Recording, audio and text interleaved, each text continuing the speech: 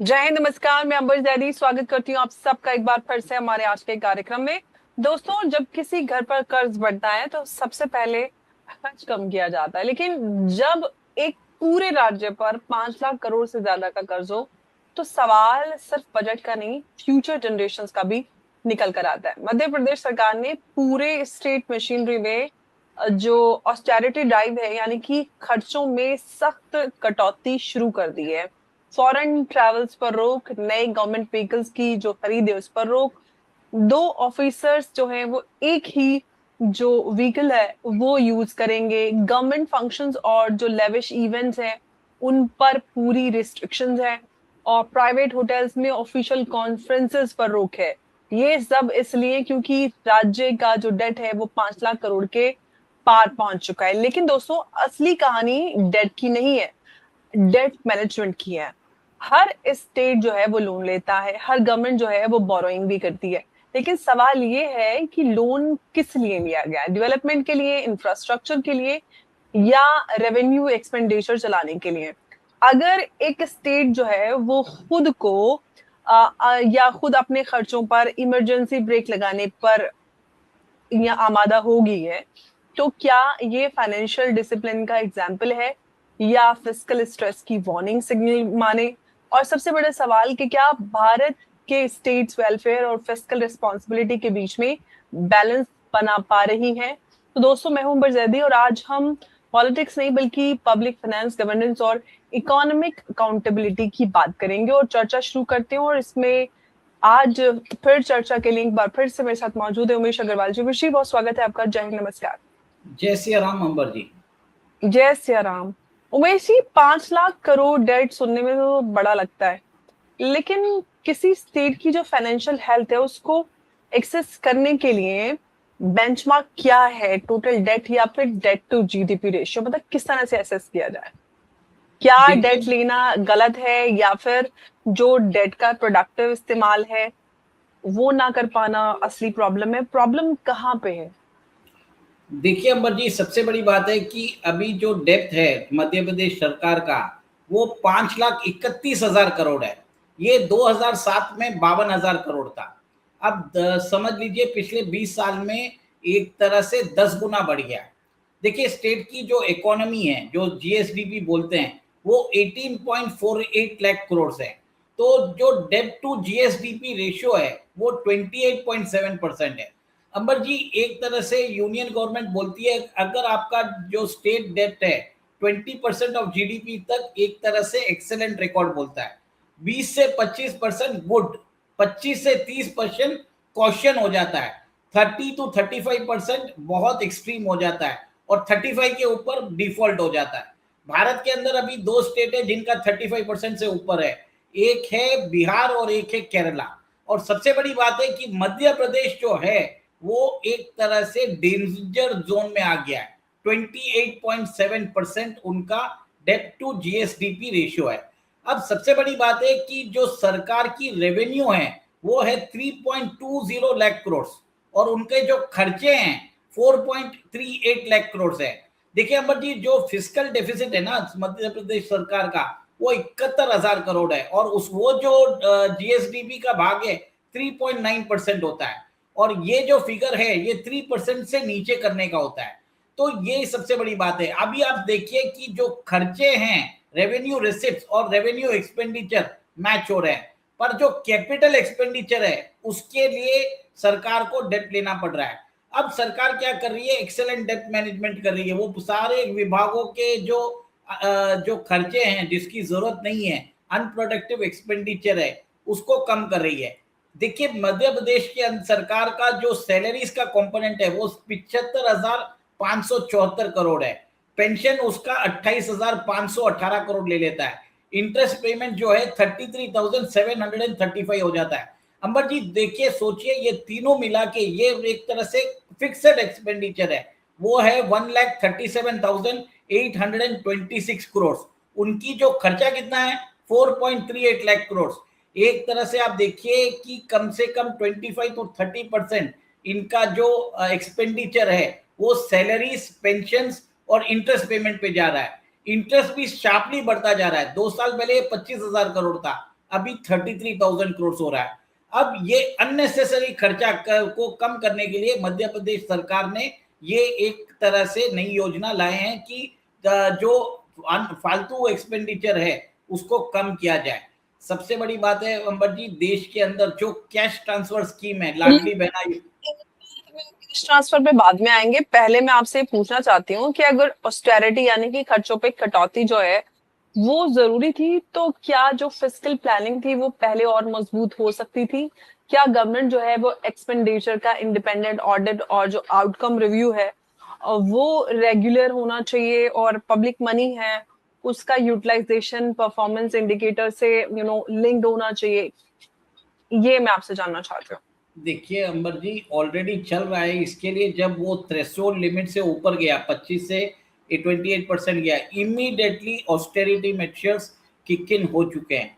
ये एक तरह से मिनी फाइनेंशियल इमरजेंसी जैसा है। अनप्रोडक्टिव एक्सपेंडिचर को कम करिए। कोई भी कैबिन्स को आप रिफर्बिश नहीं कर सकते, आपको इकोनॉमिक ट्रेवल में जाना पड़ेगा। आप कोई भी इवेंट्स जो है वो होटल में होल्ड नहीं कर सकते, आपको जो है कार पूलिंग करके जाना पड़ेगा, इकोनॉमी क्लास में जाना पड़ेगा। इनफैक्ट हद तो ऐसी हो गई है कि तो कंप्लीटली उनको बोला गया है, जितने भी ऑर्गेनाइजेशंस है, जितने भी ऑटोनोमस इंस्टीट्यूशंस है, उनको बोला है कि आपके रिकरिंग एक्सपेंडिचर क्या है उसकी रिपोर्ट भेजो, और क्या कम कर सकते हो वो भी बताओ।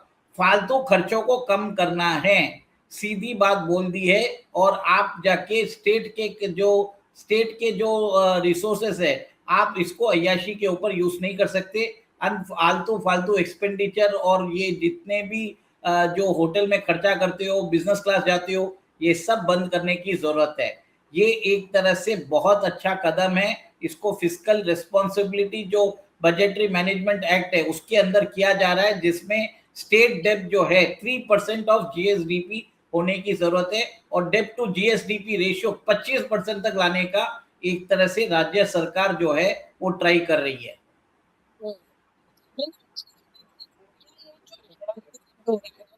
क्या वेलफेयर जो स्कीम्स और जो इंफ्रास्ट्रक्चर प्रोजेक्ट हैं उनके बीच में सस्टेनेबल बैलेंस बना हुआ है? क्योंकि वेलफेयर स्कीम चुनाव से पहले हम बड़े सारे अनाउंसमेंट्स, बहुत वादे, बहुत सारा कुछ देखते हैं। क्या कैपिटल एक्सपेंडिचर और जो फ्यूचर ग्रोथ है वो क्रिएट कर पाएगा जो डेट को मैनेजेबल बना दे? क्या ऑस्टेरिटी का इम्पैक्ट पब्लिक सर्विसेज पर पड़ेगा या सिर्फ एडमिनिस्ट्रेटिव एक्सपेंसेस पर ही पड़ेगा? जी देखिए अमर जी, जो मुझे नजर आ रहा है, अनप्रोडक्टिव एक्सपेंडिचर जो बाबूस के ब्यूरोक्रेसी के थे वो बंद हो जाएंगे। सबसे बड़ी बात है कि मध्य प्रदेश के द्वारा ही, सबको याद होगा, लाडली बहना योजना चालू किया था बीजेपी सरकार ने। उसके बाद महाराष्ट्र ने माझी लड़की बहन योजना चालू किया, कर्नाटका ने गृह लक्ष्मी योजना चालू किया, वेस्ट बंगाल ने लक्ष्मी भंडार चालू किया। और अंबर जी, ये आपको बता देता हूं, इसके कारण जो राज्य सरकार पे सिर्फ लाडली बहना योजना का मध्य प्रदेश सरकार के ऊपर 23,884 करोड़ का डेब्ट हो रहा है हर महीने। वहां पर मध्य प्रदेश के अंदर 1.25 करोड़ महिलाओं को 1,500 रुपया महीना मिल रहा है। आप सोचिए, 23,884 करोड़ रुपए ये डायरेक्ट कैश ट्रांसफर हो रहा है। अब सबसे बड़ी बात है कि डायरेक्ट कैश ट्रांसफर सिर्फ मध्य प्रदेश में नहीं हो रहा है, 12 स्टेट में हो रहा है, अलग अलग नामों से थ्रू हो रहा है। आज की डेट में सिर्फ जो आप मेरे को आप ये बता देता हूं, देश भर के अंदर सिर्फ विमेन को अराउंड 2.5 लाख करोड़ का डायरेक्ट कैश ट्रांसफर हो रहा है बाय डिफरेंट स्टेट गवर्नमेंट्स। ये एक तरह से फिजिकली एक बहुत बड़ा अनप्रोडक्टिव एक्सपेंडिचर है, ये मेरा मानना है।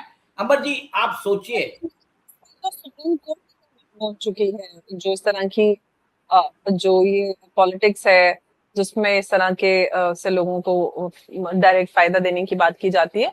सुप्रीम कोर्ट ने भी इस पे संज्ञान लिया है और बोला है। लेकिन उमेश जी, एक बात मैं आपसे ये जानना चाहती हूँ कि आखिर ये कब तक चलने वाला है? कब हम एक ऐसा कुछ जिस तरह से नेशनल सोशल सिक्योरिटी और देशों में होती है, हम कुछ इस तरह का कोई वेलफेयर स्कीम बनाए जहां पर अलग अलग धर्म, जाति, मत भेद और इस सब के आधार पर लोगों को अलग अलग इस तरह की स्कीम्स अनाउंस ना करें, ताकि इस तरह की सिचुएशन अलग अलग राज्यों में पैदा हो? कब देश में और ज्यादा मैच्योरिटी आएगी? हालांकि हमने देखा है कि पिछले कुछ 1-1.5 दशक में जनता काफी बदली है, लेकिन ये रेवड़ी पॉलिटिक्स अभी नहीं बदली। अंबर जी, मैं आपको बताता हूँ, डीआरडीओ के ऊपर जो सरकार अलोकेट करती है पूरे साल में 29,000 करोड़ अलोकेट करती है। इसरो को 13,500 करोड़ अलोकेट होता है। और ये सोचिए, लाडली बहना योजना पर सिर्फ एक राज्य सरकार 23,884 करोड़ रुपए खर्चा कर रहा है। अब ये पैसा अगर डेवलपमेंट में लगता, स्कूल्स में लगता, हॉस्पिटल में लगता, रोड्स में लगता या कुछ और भी खुलता, तो ह्यूमन कैपिटल इंडेक्स के अंदर बहुत बड़ा इजाफा होता है। लोग अनएम्प्लॉयमेंट नहीं रहते, एम्प्लॉयमेंट होता है। ऑलरेडी सेंट्रल गवर्नमेंट बहुत सारी स्कीम चला रहा है। आपको याद होगा कि सबसे बड़ा जो आयुष्मान भारत स्कीम है, हेल्थ स्कीम, वो सेंट्रल गवर्नमेंट चला रहा है। 80 करोड़ लोगों को फ्री में राशन दे रहा है। उसके अलावा उज्ज्वला स्कीम है, उसके अलावा इतनी सारी स्कीम है। और अब तो उन्होंने फार्मर्स को भी हर साल 6,000 रुपया या 9,000 रुपया साल का दे रहे हैं। ये डायरेक्ट कैश ट्रांसफर बंद होने का जरूरत है। और ये जो पैसा बचेगा उसको एक तरह से अलोकेट करना चाहिए एजुकेशन में, इंफ्रास्ट्रक्चर में, स्किल डेवलपमेंट में, ताकि देश के अंदर जनता को एक तरह से नॉट डेवलपमेंट हो। ओनली स्किल और एजुकेशन, साथ में हमारा हेल्थ इंफ्रास्ट्रक्चर जो है वो बहुत कमजोर है। जैसा आवश्यकता है वैसा नहीं है। हमें ऑनेस्टली उस पर भी, एजुकेशन के साथ साथ हेल्थ इंफ्रास्ट्रक्चर पे बहुत ज्यादा काम करने की आवश्यकता है देश भर में। डेफिनेटली अंबर जी, मैं यही बोल रहा हूँ। पर लोग यहाँ पर जो है, जब तक रेवड़ियां नहीं बांटते हैं तब तक गवर्नमेंट जो है, भले ही वो बीजेपी हो या कांग्रेस हो या आम आदमी पार्टी हो, सब यही काम कर रहे हैं। डायरेक्ट कैश ट्रांसफर जो 2018 और 19 में 3% होता था बजट का, अब 20% हो चुका है। अब आप सोचिए, ये पैसा अगर इंफ्रास्ट्रक्चर में लगता तो कितने जॉब्स जनरेट होते, कितनी एक तरह से वहां पर सुविधाएं इंक्रीज होती, हेल्थ के अंदर यूज होता, तो बहुत ज्यादा फायदा होता। पर लोगों को एक तरह से सिर्फ रेवड़िया के अंदर इंटरेस्टेड है। और इसमें मैं मानता हूं बीजेपी, कांग्रेस, आम आदमी पार्टी सब रिस्पॉन्सिबल है। और ये जो है, ये तब तक चलता रहेगा जब तक कोई गवर्नमेंट डिफॉल्ट नहीं करती। आज मैंने आपको बता दिया, 2 स्टेट जो है जनता जो इंफ्रास्ट्रक्चर डेवलपमेंट है उसका ना सोचकर 1,000, 1,500 रुपए, 500 रुपए इस तरह के फायदे में आ जाती है। देश की जनता भी तो चाहती है कि आप सही गवर्नेंस चुने, आप सही बेहतर भविष्य चुने, ना सिर्फ 1,500 रुपए आप अपने निजी फायदे को ज्यादा अहमियत दें। देखिए अमर जी, लोगों का जो झुकाव है वो डायरेक्ट कैश ट्रांसफर पर ज्यादा है। और एक तरह से बताता हूँ, तमिलनाडु के अंदर जो अभी जो स्टेट डेप्ट है वो 30% के ऊपर जा चुका है। वहां पर तो जो स्टेट गवर्नमेंट का डेप्ट है 10 लाख करोड़ है, ऊपर से 3 लाख करोड़ तो स्टेट एंटरप्राइजेस का है, 13 लाख करोड़ हो चुका है यहाँ पे तक। चीफ मिनिस्टर एम विजय सर ने तो ऑफिशियली बोल दिया है कि बहुत सारी स्कीम जो है एक तरह से वो लागू नहीं कर पाएंगे। तो ये एक नेशनल डिबेट बनता जा रहा है, क्योंकि जो व्हाइट पेपर भी निकाल के रख दिया है उन्होंने। अब सबसे बड़ी बात है कि ये जो रेवड़ियां हैं तब तक चलेगी जब तक अगर ये कोई गवर्नमेंट इसके ऊपर डिफॉल्ट नहीं करती।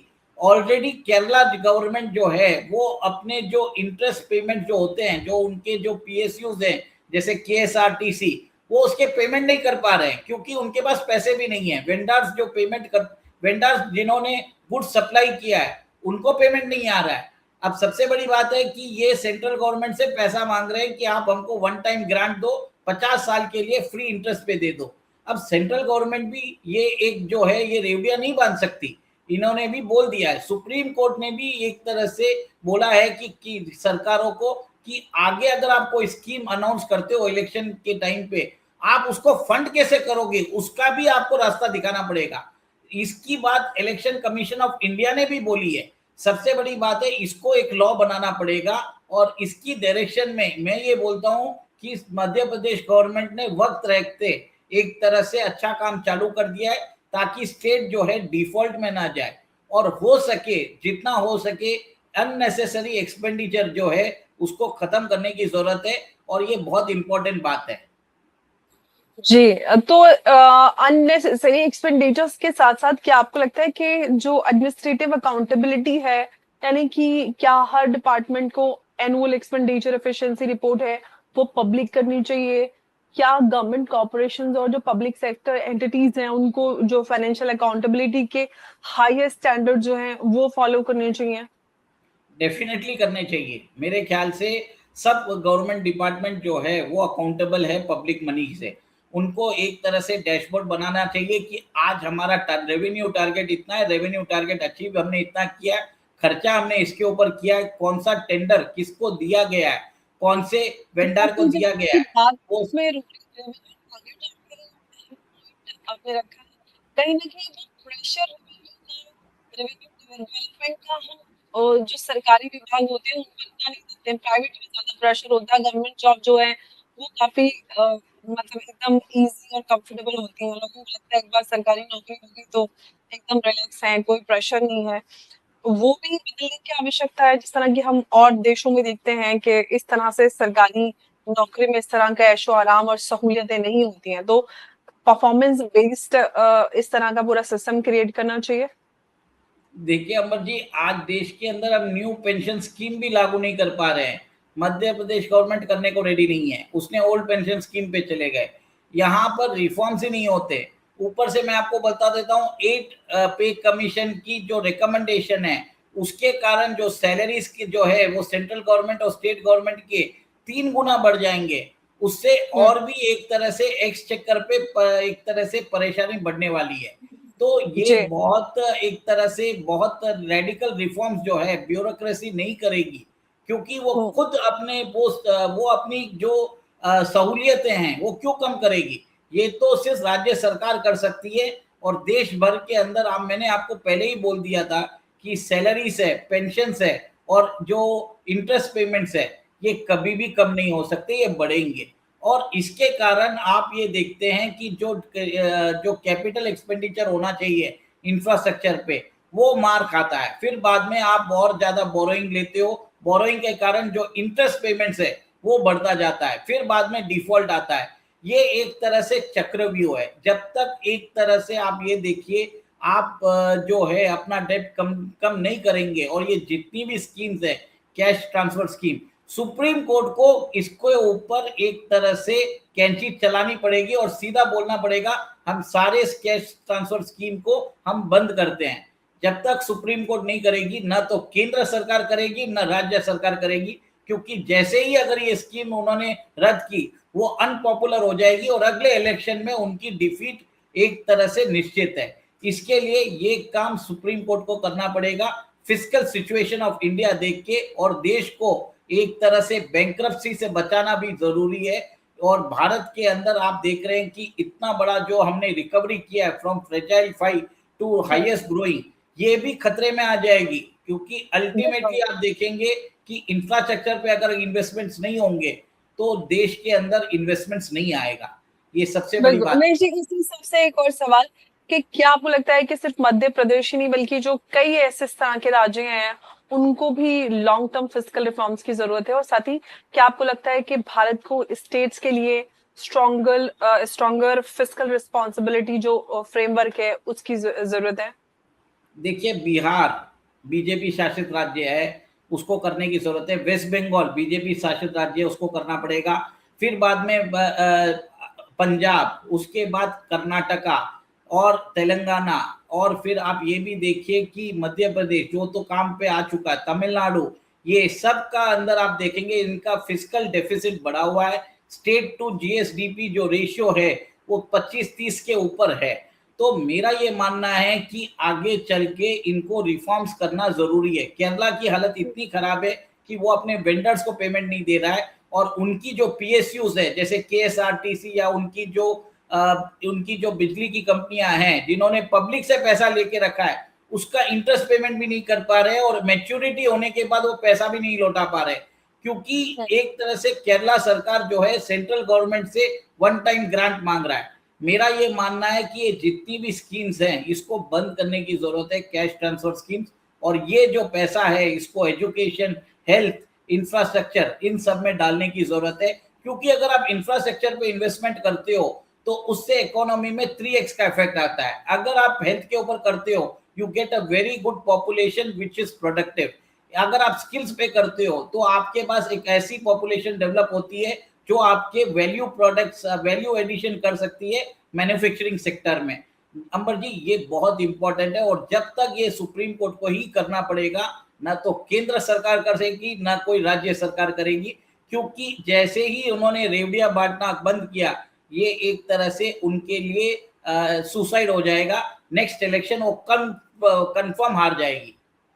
बिल्कुल। तो मुझे आपको क्या लगता है कि अगले आने वाले जो 10 साल हैं उसमें भारत के स्टेट जो डेवलपमेंट है, जो स्टेट्स हैं, उनको डेवलपमेंट मॉडल को डेट ड्रिवन ग्रोथ से रेवेन्यू जो ड्रिवन ग्रोथ है उसकी तरफ ले जा पाएंगे? देखिए अमर जी, अभी तो मुझे नहीं लग रहा है। सब जगह रेवड़िया बांटने का कल्चर हो चुका है, और इसके अंदर बीजेपी जो है ये काम बहुत ज्यादा कर रही है। और जितने भी इलेक्शन उन्होंने जीते हैं, भले ही बिहार देख लीजिए या वेस्ट बंगाल देख लीजिए या महाराष्ट्र देख लीजिए, उन्होंने रेवड़िया बांधकर ही जीता है। तो एक तरह से अभी अगर केंद्र सरकार भी जो है वो बीजेपी की है, वो भी करने वाली नहीं है। अगर ये ऐसा ही चलता रहा, देश के अंदर फिनेंशियल इमरजेंसी आ जाएगा। फिनेंशियल इमरजेंसी ऐसा होगा कि आपको एक तरह से सारे जो डिसीजन है वो प्रेसिडेंट लेंगे कि किसको कितना पैसे की जरूरत है, और उस टाइम पे ऑस्टेरिटी मेजर्स आ जाएगा, क्योंकि पैसे नहीं रहेंगे और सब लोग डिमांड करेंगे तो होगा क्या। भारत के अंदर मैं आपको बता देता हूँ, सेंट्रल गवर्नमेंट को 36 लाख करोड़ मिलते हैं रेवेन्यू, और उनके खर्चे हैं 52 लाख करोड़ का, 16 लाख करोड़ का डेफिसिट है। उसके अलावा इतने सारे खर्चे, इतने सारे लोग रिजर्वेशन मांग रहे हैं, इतने सारे लोग डायरेक्ट कैश ट्रांसफर मांग रहे हैं, ये पॉसिबल कहां से है। अगर ऐसा ही चलता रहा तो देश दिवालिया हो जाएगा, बैंकक्रप्ट हो जाएगा। तो बहुत एक तरह से ये एक इंडिकेटर है मध्य प्रदेश सरकार का कि आपको डेट मैनेजमेंट करना पड़ेगा, अपने खर्चों को ऑडिट करके रिस्ट्रक्चर करके कम करने की जरूरत है। और सबसे बड़ी बात है सुप्रीम कोर्ट को ये जो कैश ट्रांसफर स्कीम्स है इसको टोटली रद्द करने की जरूरत है। एक तरह से this is a bribery by all the political parties to the electorate including BJP, मैं ये भी बोल देता हूँ। देखिए, वो सबके लिए, क्योंकि देश का जो पैसा है वो सही तरह से खर्च होना चाहिए, ना कि इस तरह से फ्री इस तरह से रेवड़ियों में बांटा जाना चाहिए। एनीवे, मैं दोस्तों बात करती हूँ कर्ज की, तो कर्ज लेना हमेशा बुरी बात नहीं होती है। दुनिया की सबसे बड़ी इकोनॉमीज जो है वो भी इस तरह से बोरोइंग करती हैं। फर्क इतना होता है कि क्या जो लोन है वो फ्यूचर बनाता है या फिर फ्यूचर पर बोझ बन जाता है। और अगर इसी तरह से हम देखते हैं कि अगर सही तरह से कोई भी डेट अगर लेते हैं, उससे अगर उससे हाईवेज बन रहे हैं, उससे इंडस्ट्रीज बन रही हैं, उससे एम्प्लॉयमेंट्स क्रिएट हो रहे हैं और टैक्स रेवेन्यू बढ़ रहा है, तो वो बोरिंग जो है वो इन्वेस्टमेंट बन जाती है। लेकिन अगर डेट सिर्फ रिकरिंग एक्सपेंडिचर्स को सपोर्ट करे तो अगला जो बजट है वो बहुत मुश्किल हो जाता है। और आज का सबसे बड़ा सवाल सिर्फ मध्य प्रदेश का नहीं है। असली सवाल ये है कि क्या भारत के स्टेट्स फिस्कल डिसिप्लिन और डेवलपमेंट के बीच वो बैलेंस बना पाएंगे जो विकसित भारत के सपने को सस्टेनेबल बना सके। क्योंकि मजबूत इकोनॉमी सिर्फ बड़े बजट से नहीं बनती है, वो बनती है रिस्पॉन्सिबिलिटी के साथ, गवर्नेंस चले, ट्रांसपेरेंट स्पेंडिंग हो, अकाउंटेबल फिस्कल मैनेजमेंट हो, और देश की जनता भी समझदार हो जो कि रेवड़ियों के चक्कर में ना आए। तो ऑफ कोर्स सरकार तो जिम्मेदार है ही, लेकिन आप सब, हम सब, एक एक बंदा जिम्मेदार है, क्योंकि एक एक पैसा, एक एक रुपया देश का भविष्य बदल सकती है, मजबूत बना सकती है। तो आज के 500, 1000, 1500 रुपए जिसकी लालच में आप जाकर वोट करते हैं, वो आप बड़ी मांग, अपने देश के लिए बेहतर सुविधाएं, बेहतर इंफ्रास्ट्रक्चर की अगर आप मांग के साथ किसी कैंडिडेट को चुनते हैं तो वो ज्यादा बेहतर होगा। मुझे बहुत धन्यवाद आपका इस चर्चा में हमारे साथ जुड़ने के लिए। नमस्कार, जय हिंद, जय भारत। जय सिया राम। जय श्री राम। मुझे बहुत धन्यवाद आपका।